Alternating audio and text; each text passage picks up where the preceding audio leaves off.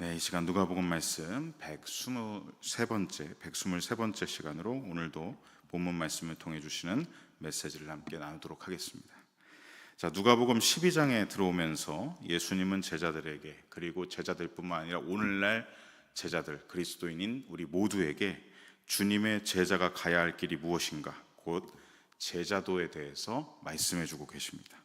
지난 시간에는 12장 1절로 7절까지 말씀을 통해서 제자들에게 너희는 바리새인의 외식을 주의하라, 그들의 위선을 주의하고 결코 따라가서는 안 된다라는 말씀을 당부하시면서 사람들에게 보이려고 하지 말고, 사람들의 시선을 의식하지 말고 너희는 두려워해야 할 분을 두려워해라 말씀하셨죠. 무엇입니까? 오직 너희는 살아계신 하나님의 불꽃 같은 눈동자를 바라보면서 언제나 하나님을 경외하는 신앙 가운데 살아가라는 말씀이었습니다. 여러분, 천국과 지옥을 여는 열쇠는 사람들에게 있는 것이 아니라 오직 하나님께만 있는 것이죠. 그렇기 때문에 우리가 마땅히 경외할 분은 하나님 한 분뿐이라는 말씀을 해주신 것입니다. 그러시면서 동시에 하나님을 경외하는 사람은 또한 매 순간 하나님을 신뢰하는 사람이다 라고 말씀해 주셨습니다. 그 흔한 참새 한 마리가 땅에 떨어지는 것도 하나님이 주관하시는 하나님의 주관 안에 속해 있습니다. 하나님의 섭리 안에 있습니다. 또한 하나님은 어떠시죠? 우리의 머리털까지도 다 세심바 되신다고 말씀하십니다. 그만큼 우리를 매 순간마다 돌보고 계신다는 것이죠. 여러분, 조금만 생각해 봐도 우리의 심장은 우리가 명령해서 뛰고 있는 것이 아니죠. 지금 계속해서 요동치면서 우리를 생명력 있게 살아있게 하지 않습니까? 이 모든 것은 사실 누군가의 주관 아래에 있기 때문에 우리가 살아가고 있는 것이고, 호흡할 수 있는 것이고, 행동할 수 있는 것이고, 움직일 수 있는 것이죠. 여러분, 하나님의 돌보심이 계시기에 오늘도 우리는 살아가고 있는 것입니다. 매 순간 나를 돌보고 계시는, 나를 주관하고 계시는 하나님만 신뢰하시기 바랍니다. 그래서 제자들에게 오직 매 순간 하나님을 경외하고 하나님을 신뢰하라 라고 예수님께서 말씀하신 것이죠. 사랑하는 성도 여러분, 예수님이 우리에게 당부해 주신 말씀 그대로 오늘 우리들도 어떻습니까? 사람들의 시선을 지나치게 의식해서는 안 됩니다. 사람들의 눈치를 살펴서는 안 됩니다. 그거에만 우리의 신앙이 점점 가둬져서는 안 되는 것이죠. 사람들의 시선을 의식하지 마시고 누군가에게 보이려고, 누군가에게 내 신앙을 과시하려고 하는 그런 신앙생활은 삼가야 할 줄로 믿습니다. 신앙생활은 오직 호람되옵니다. 나는 오늘도 살아계신 하나님 앞에 서 있다. 살아계신 하나님의 눈이 언제나 내 모든 것을 살피고 계신다. 하나님을 경외하는 신앙을 우리는 늘 견지하고 있어야 한다는 것입니다. 또한 하나님을 경외하는 신앙은 동시에 어떤 신앙까지 나아갑니까? 하나님을 신뢰하는 신앙으로 나아갑니다. 살아계신 하나님이 나를 언제나 돌보고 계신다는 믿음을 가지고 하나님의 섭리하심을 누리며 살아가는 삶인 것이죠. 저와 여러분 모두 언제나 하나님만 경외하고 하나님만 신뢰하는 삶을 살아가시길 간절히 소망하고 축복합니다. 이어지는 오늘 본문 8절로 12절에서는 앞으로 이제 제자들이 신앙생활이 시작되고 끝나는 날까지 계속 여정 가운데 있죠. 신앙생활은 계속 여정 가운데 있지 않습니까? 우리가 하나님 나라에 가기까지 이 땅에서의 나그네 여정이 계속되는데, 그 여정 가운데서 너희가 세상으로부터 핍박을 당할 때, 고난을 당할 때, 그 가운데 있을 때 우리는 어떠한 신앙적인 태도를 견지하고 있어야 되느냐, 이 말씀을 예수님이 우리에게 해주고 계십니다. 우리 먼저 화면을 통해서 8절로 9절 말씀을 함께 읽어보겠습니다. 내가 또한 너희에게 말하노니 누구든지 사람 앞에서 나를 시인할 것이요 사람 앞에서 나를 부인하는 자는 하나님의 사자들 앞에서 부인을 당하리라. 아멘. 자, 여기 8절에 나오는 시인하다, 그리고 9절에 나오는 부인하다, 시인하다, 부인하다, 이 말은요 모두 법정에서 사용하는 단어입니다. 그리고 앞에 보면 사람 앞에서가 계속 붙고 있죠. 사람 앞에서 나를 시인하면, 9절에도 사람 앞에서 나를 부인하면 이라고 하고 있습니다. 제자들이, 이 말은 뭐냐면 제자들이 복음을 전하다가 이 세상의 핍박을 받고 끌려가서 세상 법정에 섰을 때 그 상황에서 어떻게 해야 되는가를 말씀하시는 것이죠. 8절, 주님의 제자들이 핍박을 받고 세상 법정에 끌려갔을 때 그때 너희는 주님을 시인하면 이라고 말씀하십니다. 여기서 이 시인한다 라는 번역의 헬라어 원어는 호몰로게오라는 뜻인 이 단어인데, 이 단어는 어떤 단어냐면 이 호모스라는 단어와 로고스라는 단어의 합성어입니다. 같은 이라는 호모스와 로고스, 말씀이라는 단어의 합성어죠. 그래서 합쳐서 무엇을 뜻하는 것이냐면, 호몰로게오는 같은 말을 하다, 공언하다, 고백하다, 인정하다 라는 뜻을 가진 단어입니다. 그러므로 이 말씀은 무엇입니까? 시인한다 라는 말은 제자들이 복음을 전하다가 핍박을 받고 끌려가서 사람의 법정, 사람의 재판 앞에 섰을 때 그 법정에서 어떻습니까? 중압감을 받죠. 나 이러다가 무슨 형벌 받는 거 아니야? 나 이러다가 사형 언도 받는 거 아니야? 이런 형벌의 압박을 받는 것이 두려울지라도 그럼에도 너희가 주님을 시인하면, 예수님과 같은 말을 하고 사람들 앞에서 담대하게 복음을 증언하고 사람의 눈치를 보지 않고 예수님을 나의 구주로 고백하고 인정한다면 예수님이 어떻게 하시겠다고 하십니까? 예수님도 나중에 사람의 법정이 아니라 하나님의 재판장 앞에, 하나님의 심판대 앞에 우리가 섰을 때 그때 저 사람은 그리스도인이 맞습니다. 성부 하나님께 옆에서 중보자가 되어주시고 증언자가 되어주신다는 것이죠.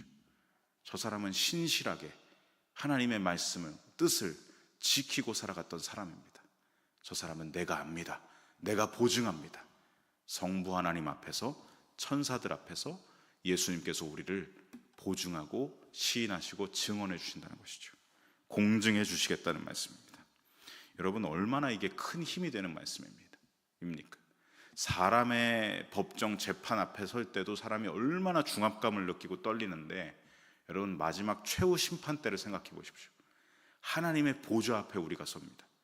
우리의 모든 것이 낱낱이 다 밝혀지는 그 마지막 최후 심판 때 앞에서 우리를 보증하시는 증인이 옆에 계신다. 우리의 중보자가, 예수께서 우리에게 중보자가 되어주셔서 성부 하나님, 저 사람은 내 사람이 맞습니다. 저 사람은 당신의 사람, 당신의 자녀가 맞습니다. 저 사람은 정말 신실한 그리스도인이었습니다 라고 보증해 주신다면 그거야말로 우리에게 가장 큰 힘이 되지 않겠습니까? 주님께서 우리를 그렇게 말씀하시는 것이죠. 너희가 핍박을 받아서 압박감에 못 이겨서 주님을 부인하고 복음을 거부하면 나도 너희를 부인할 것이다. 9절에 말씀하시죠. 하지만 8절에 너희가 나를 시인하면 나도 너희를 시인할 것이다. 그렇게 말씀해 주고 계십니다. 9절에 이 부인한다라는 말은 헬라어 원어로 아르네오마이라는 단어인데, 이 뜻은 뭐냐면 거절하다, 꺼리다, 부정하다, 거부하다라는 뜻입니다. 즉 법정에서, 사람의 법정에서 형벌을 받지 않기 위해서 기회주의적으로, 나 복음을 믿었던 사람인데 기회주의적으로 압박감에 못 이겨서 복음을 그 순간 거절하고 복음을 증언하기를 꺼리고 예수님을 부정하고 예수님이 나의 구주이신 것을 너희가 부인하면, 거부하면 마지막 날 하나님의 심판대 앞에 섰을 때 그때 나도 하나님과 천사들 앞에서 너희에 대하여 증언하기를 거절할 것이고 꺼릴 것이고 부정할 것이고 거부할 것이다 라고 말씀하시는 것이죠. 그러므로 이 8절과 9절의 말씀이 뜻하는 바는 무엇이겠습니까? 이 땅에서 예수님을 나의 구주로 시인하는 신앙, 복음의 증인이 되어 살아가는 신앙, 그 신앙은 예수님의 재림 때 반드시 그 신앙이 진실되었는지 거짓되었는지가 판명된다, 가려지게 된다라고 말씀하시는 것이죠. 여러분, 우리는 착각해서는 안 됩니다. 예수님을 믿습니다라고 말로 시인하면서 천국 티켓을 미리 땡겨받았다라고 생각하면서 삶은 전혀 복음과 상관없다면, 살아가면서 매 순간 복음을 거절하고 예수님이 나의 구주시라는 것을 꺼리고 사람들 앞에서 그걸 감추고 숨기고 부정한다면, 말과 삶이 그렇게 다르다면 힘들고 어려운 상황에 처해졌을 때 그 상황을 모면하기 위해서 가차없이 믿음을 내팽개치고 예수님을 부인한다면 그것은 어떻습니까? 진정으로 구원받은 자의 삶이라고 할 수가 없다는 것이죠. 말과 삶이 달라서는 안 됩니다. 예수님을 나의 구주로 믿습니다, 고백합니다 하는 순간 우리의 삶도 그 고백대로 따라가며 살아가야 되는 것이죠. 그것이 마지막 날 심판대 앞에서 분명하게 가려진다는 말씀을 하고 계십니다. 예수님을 믿는다는 이유로 여러분 세상에서 혹시 눈치를 받고 압박감을 느끼십니까? 우리는 그 상황 속에서 그 상황을 잠깐 모면하려고 우리 신앙을 숨기고 감출 것이 아니라 우리는 어떻게 되느냐? 세상 사람들 앞에서 떳떳하게 더욱 담대하게 신앙을 말과 행실로 증언하고 살아내야 한다는 말씀을 하고 계신 것이죠.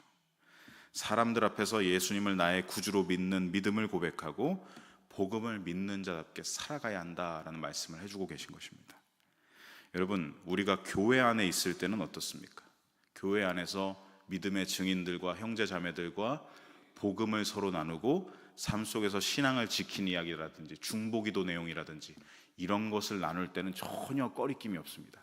교회 안에서는. 그런데 예수님을 나의 구주로 고백하는 것이 세상으로 나아가면 어떻게 되죠?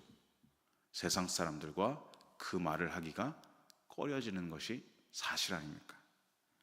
여러분, 믿음의 진위는 내 믿음이 진실된가 아닌가가 가려지는 그 진위는 언제 드러나는 것이겠습니까? 우리가 교회 안에 있을 때가 아니라 세상 밖에 나갔을 때 그 믿음이 진실된지가, 정말 예수님을 경외하는지가, 하나님을 경외하는지가 밝혀지는 건 세상 속에서, 삶의 현장 속에서 드러나는 것이죠. 그 사람이 정말 주님의 제자인지 아닌지는 밖에서, 예배당에서 고백했으면 예배당 밖에서 증명되는 것입니다. 여러분, 교회 안에서 믿는 사람들과 함께 있을 땐 신앙의 대화를 주고받는 게 감출 필요가 없습니다. 너무나 편하게 오픈할 수 있죠.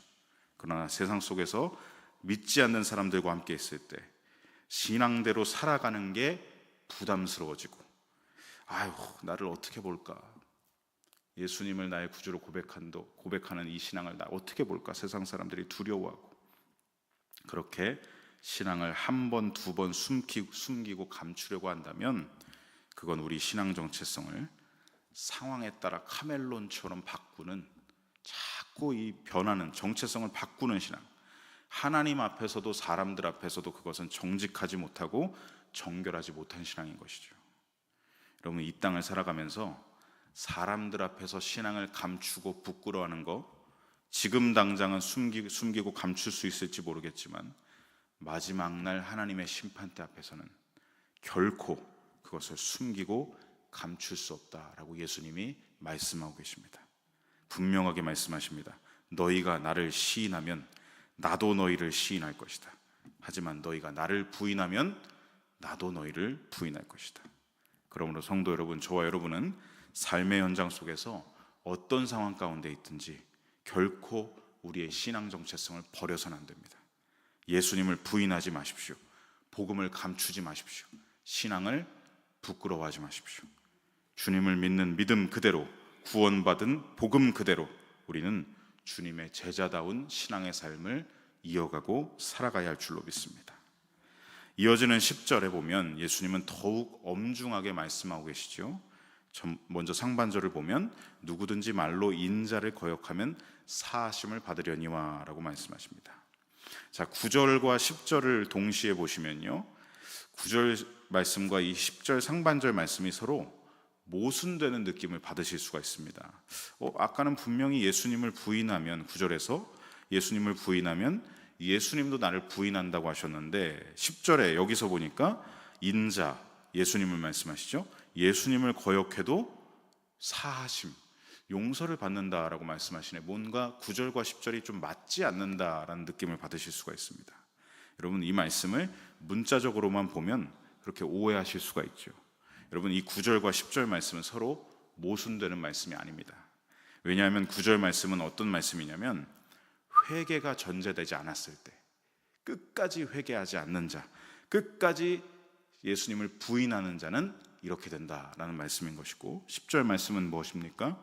진실된 회개가 전제되었을 때, 처음에는 예수님을 부인하던 자가 결국엔 구원의 기회가 주어졌을 때 회개하고 복음을 받아들인다면 그때 너희는 하나님의 사하심을 받을 수 있다, 하나님의 용서를 받게 된다라는 말씀인 것이죠. 9절은 예수님을 부인하며 끝까지 회개하지 않고 하나님의 심판대 앞에 갔을 때를 말씀하신 것이고, 10절은 최종 심판대 앞에 서기 전 이 땅에서 사는 동안 하나님께 진실된 회개로 나아가고 복음을 받아들이고 예수님을 나의 구주로 영접하고 시인하면 하나님의 용서를 받게 된다라는 말씀이죠. 이 10절 상반절에 실제 예가 됐던 사람들이 누굽니까? 베드로 사도와 바울 사도입니다. 여러분, 베드로 사도도 어떻겠죠?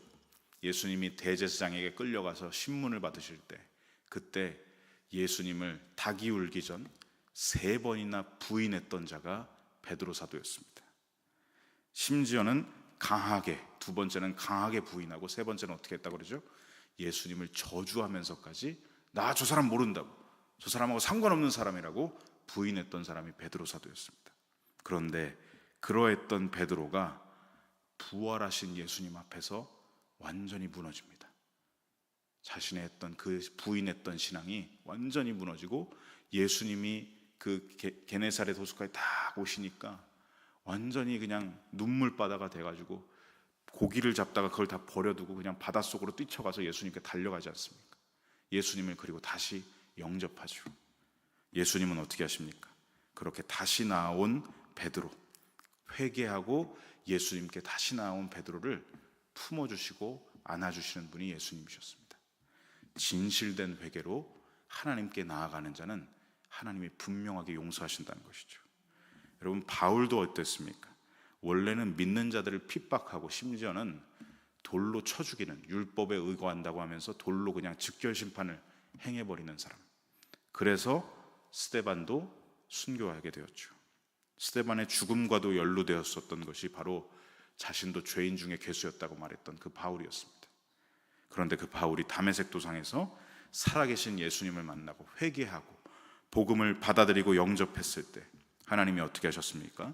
그를 용서하시고, 용서하실 뿐만 아니라 그를 이방인들을 위한 사도로 사용하시지 않습니까?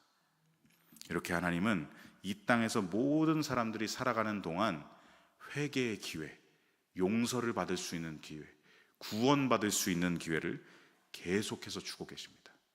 여러분, 왜 마지막 날 예수님의 재림이 아직까지 이루어지지 않는 것일까요? 저는 이렇게 고백합니다. 하나님이 지금도 길이 참고 계신다. 지금도 구원의 기회를 주고 계신다. 한 사람이라도 더 날마다 이 구원과 용서를 받을 수 있는 기회를 주고 계신다는 것이죠. 마지막 날 심판대 앞에 서기까지 계속해서 용서와 구원의 기회를 주고 계신 것입니다. 그런데 이 10절 하반절에서, 상반절에서는 그렇게 사하심을 받을 수 있다 말씀하신 예수님이 10절 하반절에 보니까 하나님께 용서를 받을 수 없는 죄가 있다, 이 죄에 대해서도 말씀하고 계십니다. 성령을 모독하는 자는 사하심을 받지 못한다. 성령을 모독한다. 여기서 이 성령을 모독한다라는 말씀은 무슨 뜻이냐면 하나님을 계속해서 거역하는 것을 말합니다. 성령님이 우리의 마음이 열리게 하시고 복음을 받아들이도록 일하시는데, 보혜사께서 계속 강권하시는데, 회개할 수 있도록, 구원받을 수 있도록 그 마음을 계속 강권하시는데, 이걸 알면서도 일부러 거부하는 자, 하나님의 구원 자체를 받아들이지 않고 계속 쳐내는 자, 이 사람들이 어떤 사람들입니까? 실례가 바리새파 사람들, 율법교사들과 같은 사람들이죠. 지속적으로 예수님을 거부하고 예수님의 사역을 부정하고 복음을 쳐냈던 사람들, 구원의 기회를 항상 열어주시는데 그걸 복을 걷어차는 사람들을 말하는 게 바로 이 성령을 모독하는 자입니다. 지속적으로 성령을 거스르고 하나님의 구원의 역사를 무시한다면 그는 하나님의 구원의 끝까지, 하나님이 우리에게 선물을 주시는데, 구원이라는 선물을 주시는데 안 받겠다고 쳐내면 결국 그 사람이 나 구원 안 받겠다고 선택을 하는 것이죠. 마지막 날까지 그 선택을 한다면 그는 하나님의 용서하심을 받을 수가 없다. 여러분, 이것을 오해해서는 안 됩니다. 하나님의 사랑과 하나님의 용서가 모자라서 그 사람이 구원 못 받는 게 아니라 그 사람이 선택한다는 거예요. 성령을 거스른다는 겁니다. 스스로 나 구원 안 받겠다고, 나 안 받아도 된다고, 난 내 멋대로 살겠다고 끝까지 그렇게 거스르는 자가 바로 이 성령을 모독하는 자, 마지막까지 하나님의 용서를 받아들이지 않는 자를 말씀하는 것이죠. 예수님은 제자들에게 당부하고 계십니다. 너희들은 결코 한순간이라도 성령의 권면을 무시하는 자가 되어서는 안 된다. 너희들의 마음을 활짝 열리게 하시고 한 번이라도 더 구원의 기회로 나아가게 하시고 용서받을 수 있는 기회를 주시기 위해 마음에 강권하시는 성령님을 절대로 모독하거나 거스르지 마라, 순종하라 라고 당부하며 말씀하고 계신 것이죠. 성도 여러분, 저와 여러분의 심령이 매 순간 성령님의 권면하심을 거스르는 마음이 아니라, 성령을 모독하는 교만한 심령이 아니라 우리는 어떻게 해야 되느냐? 가난한 심령이 되어야 됩니다. 성령님, 오늘도 나를 이끌어 주십시오. 성령님이 없으면 나는 무모한 자고 나는 너무나 무지한 자라서 성령님이 나를 이끌어 주셔야 됩니다. 나에게 권면하십시오. 한순간도 내 멋대로, 내 감정대로, 내 생각대로 행동하지 않도록 나를 붙잡아 주시고 나를 이끌어 주시옵소서. 그렇게 성령의 인도하심에 귀 기울이고 순종하는 것이 진정한 제자의 삶이라는 것을 우리에게 말씀해 주고 계신 것입니다. 여러분, 이러한 심령, 가난한 심령으로 언제나 성령님께 귀 기울이고 순종하시는 신앙들이 되시기를 간절히 소망하고 축복합니다. 이어서 예수님은 11절로 12절에 성령님의 권면하심에 귀를 쫑긋 세우고 그 성령의 음성에 이끄심에 따르는 자들은 이러한 역사가 있을 것이다 라고 11절과 12절에 말씀하십니다. 우리 함께 화면을 통해서 읽어보겠습니다. 사람이 너희를 회당이나 위정자나 어떻게 무엇으로 대답하며 무엇으로 말할까 염려하지 말라. 마땅히 할 말을 성령이 곧 그때 너희에게 가르치시리라 하시니라. 아멘. 자, 11절, 제자들이 복음을 전하다가 훗날 어떻게 된다고 하십니까? 유대인의 회당에 끌려가거나 강제로 로마의 위정자들 앞에 서거나 권세가들 앞에 끌려가게 될 때 그 상황이 반드시 있을 것이다. 이 상황들은 실제 12사도의 삶에 있었죠. 그들은 모두 유대인들의 회당에 끌려가서 핍박을 받든지 아니면 로마의 법정 앞에 서든지, 바울 사도도 그러하지 않았습니까? 그러한 일이 반드시 있을 텐데 그때 너희는 도대체 그 사람들 앞에서 뭘 말해야 하지? 어떻게 말해야 하지? 염려하거나 걱정하지 말아라. 왜냐하면 12절, 너희가 평소 늘 성령께 귀 기울였던 대로 그 사람들 앞에 섰을 때 너희에게 성령께서 너희가 복음을 담대하게 말할 수 있도록 이끌어 주실 것이다. 너희를 가르치실 것이다. 예수 그리스도가 나의 구주라고 시인하고 증언하는 그 담대함으로 너희를 가르치시고 이끌어 주실 것이다. 마땅히 때마다 시마다 너희는 성령님을 의지하여 성령께서 가르쳐 주시는 대로 말하고 행하며 복음을 전하라 라고 말씀해 주고 계신 것입니다. 오늘 주신 이 본문 말씀을 맺으면서 저와 여러분에게 주시는 메시지를 함께 적용해 보겠습니다. 성도 여러분, 구원받은 그리스도인과 세상 사람들의 차이는 저는 오늘 이 본문 말씀을 통해 극명하게 나타난다고 봅니다. 여러분, 우리가 모든 상황 속에서 살아가죠. 근데 고난과 핍박의 상황이 왔을 때 그것을 어떻게 대하는가, 태도 자체가 구원받은 그리스도인의 태도와 구원받지 못한 세상 사람들의 차이는 극명하게 갈립니다. 여러분, 삶의 어떤 상황 속에서도 믿는 자들은, 그리스도인들은 어떻게 합니까? 마땅히 보혜사 성령님을 따라 말하고 행동하는 삶의 자세를 견지하고 있는 사람들이죠. 이것이 바로 그리스도인과 세상 사람들의 차이점이라는 것입니다. 그래서 여러분, 우리 신앙의 선배들은 어떠했습니까? 저 강력한 세상 권세가 계속 짓눌렀습니다. 그리스도인들이라면 막 치가 떨릴 정도로 핍박하고 박해를 가하면서 피를 흘리게 만들고 순교하게 만들고, 여러분, 심지어는 어떤 일들이 있었습니까? 저 로마 시대 때 초기 기독교의 역사를 보면 산채로 사람을 십자가에 매달아서 화형을 처하고, 얼마나 그 화형에 처하는 불빛이 환했는지 밤에도 로마 시내가 환했다고 합니다. 그만큼 그리스도인들을 산채로 태워서 죽이던, 그 엄청난 핍박과 박해가, 그리고 또 어떤 일이 있었습니까? 산채로 콜로세움 원형 경기장에 산채로 그리스도인들을 집어 던져놓고 맹수들을 풀어가지고 사자밥이 되고 곰의 밥이 되는 그 모습을 로마의 시민들이 막 환영하면서, 그게 스포츠였죠. 그 끔찍한 일들이, 그런 일들을 정면으로 받아들였던 사람들이 바로 우리 신앙의 선배들 그리스도인들이었습니다. 그 극심한 핍박 속에서 끝까지 그들은 예수님을 부인하지 않았습니다. 끝까지 예수님을 나의 구주로 시인했습니다. 네가 이 자리 앞에서 로마의 황제가 너의 주인이라고 고백하면, 예수를 너의 구주라고 고백하는 걸 갖다 버리고 로마 황제가 너의 주라고 시인하면 네 목숨을 살려줄게, 말해봐. 여기에 구슬림에 넘어가지 않았죠. 우리 신앙의 선배들은 기회주의적인 신앙이 아니었습니다. 끝까지 예수님을 나의 구주로 붙잡는 담대한 신앙이었습니다. 여러분, 그런데 한번 생각해 보십시오. 그들도 사람이었습니다. 우리랑 다른 차원에서 사는 사람들이 아니었습니다. 우리랑 똑같은 연약함을 가진 사람들이었습니다. 그런데 왜 그들은 죽음을 두려워하지 않았을까? 왜 그들은 담대할 수 있었을까? 그 담대함이 어디서 나오느냐? 예수님이 오늘 말씀하고 계시죠.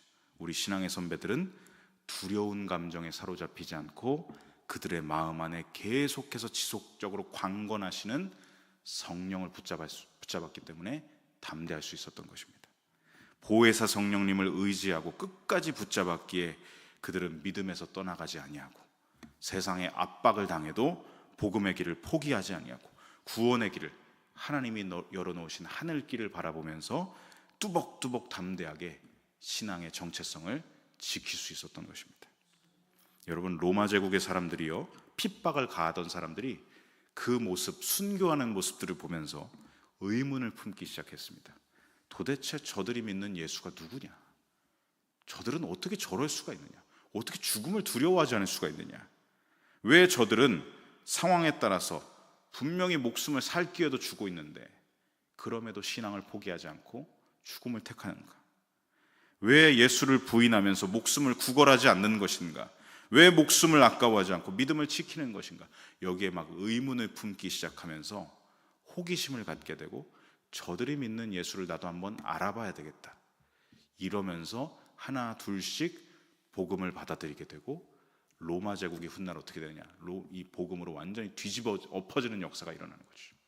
그 강대했던 피해 제국 로마가 복음의 나라, 기독교를 공인하는 국가까지 이르게 됩니다. 여러분, 이 모든 일들이 어떻게 일어나느냐? 우리 신앙의 선배들, 성령을 따라 행하고 살았던 복음의 증인들을 통해서 세상의 역사가 뒤집어 엎어진 것입니다. 여러분, 오늘날에도 저와 여러분이 이러한 역사에, 우리 현장의 증인이 되어야 되지 않겠습니까? 세상에 나아가서 내 멋대로 행동하고, 내 감정대로 행동하고, 내 생각대로 행동하고, 어제도 담임 목사님께서 말씀하셨죠. 우리도 내 감정대로 충분히 행동할 수 있는데 예수님을 믿음으로 믿는 사람들은 결단한 사람들이 아니냐 말씀하셨습니다. 그 감정대로 행하는 게 아니라 복음대로 행하겠다. 내 생각대로 행동하는 게 아니라 보혜사 성령님을 따르겠다. 그렇게 결단한 사람들이 그리스도인들이라고 말씀해 주셨습니다. 여러분, 제자는 그러한 사람들입니다. 어떤 상황 속에서도 보혜사 성령을 전적으로 의지하는 사람들이 신앙인들, 참된 제자들입니다. 여러분, 예수님을 믿는다고 고난이 사라지지는 않습니다. 그러나 예수님을 믿는 순간 성령께서 내 안에 계시기에 고난과 압박의 상황이 치고 들어와도 그것을 대하는 태도가 달라지게 되는 것이죠. 하나님의 영이, 성령께서 우리를 이끌어주고 계시기 때문입니다. 간절히 바라기는 날마다 저와 여러분의 심령이 연약해지는 것이 아니라 보혜사 성령님 때문에 더욱 강건해 주시기를 축복합니다.